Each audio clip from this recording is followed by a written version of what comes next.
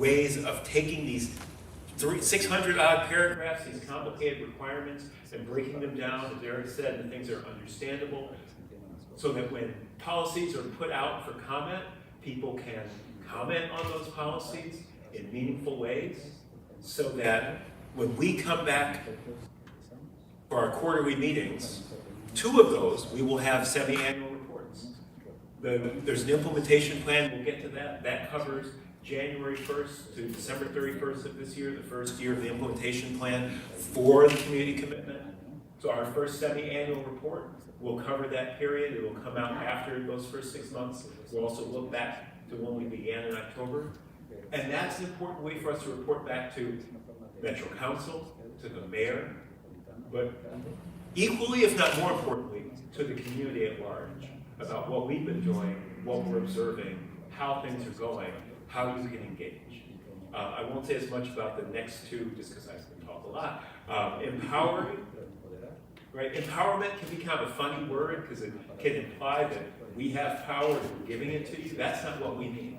It's finding, experiencing, seeing the power that you have. Because what changes culture? What changes police departments?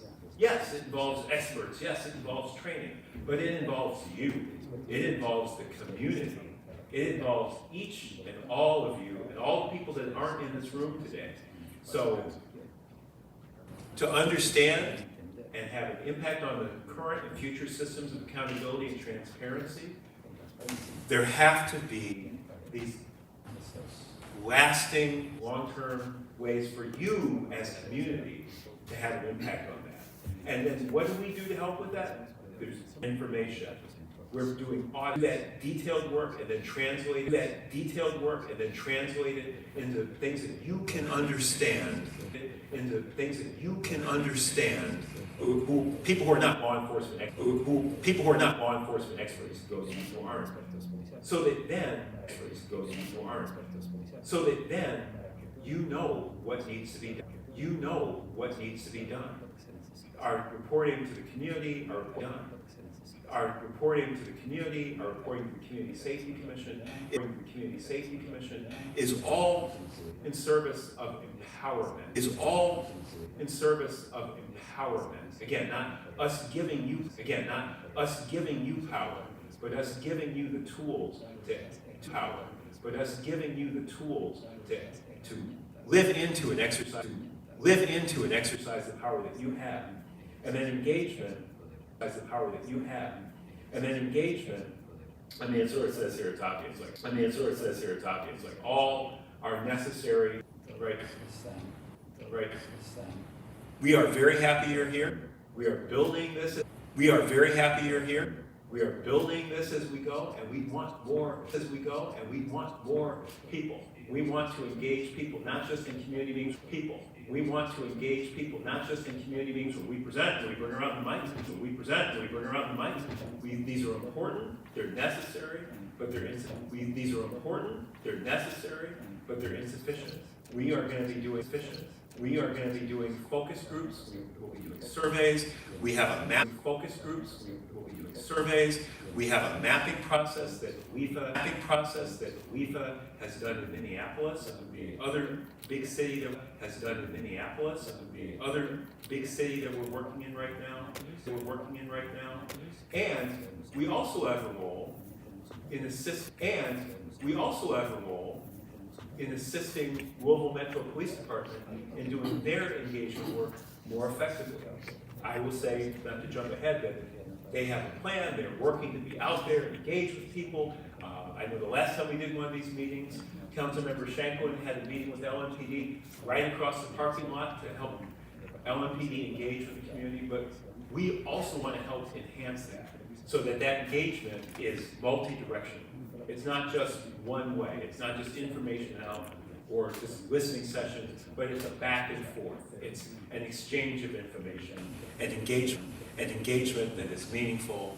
And again, at some point this process will end. We won't be coming here for quarterly meetings. But the reform needs to stick, and those patterns need to live on. So that education, that empowerment, and that engagement are not just tools to get through the community commitment. It's to build the community's muscle, and not just the police, Metro Safe, other parts of government, that these are providing the public safety services that you all want, need, and deserve, and that you have the ability to make sure that that happens. Here. All right, because I don't want you to have to receive it all the time. So what have we been doing? We've been doing this work. We started in October of last year when the contract came online, but we've been working through our community-led process, public meetings and listening sessions we've been holding, including the one that we're here for today. But we're also been doing a host of direct observations of departmental activities. We, in January, came and observed the in-service training development that was happening with departmental command members. Our officer liaison completed several ride-alongs in February. We're committing to do more of those as we go forward. We have to see what's going on at the officer level to really see the scope of what their challenges are, to make sure to contextualize our recommendations and reforms. And we've kicked off one of the more important items in any reform effort of this nature, that's use of force. Use of force topics can be some of the most complex, but ultimately, committing to that first part of the process is usually a foundational step. The policy review process for us involves, again, the department revising its policies to match the community commitments requirements. We then go back and look to make sure they've done it correctly. If there's something that's not clear, if there's something they haven't done right, we want to work in collaboration with them. We've held multiple collaboration sessions with them on use of force. Brian, you were involved in those. And we've also started to look at their training. We don't want to miss out on that piece too. The firearms qualification, critical decision making, these are all things that we've been able to engage on.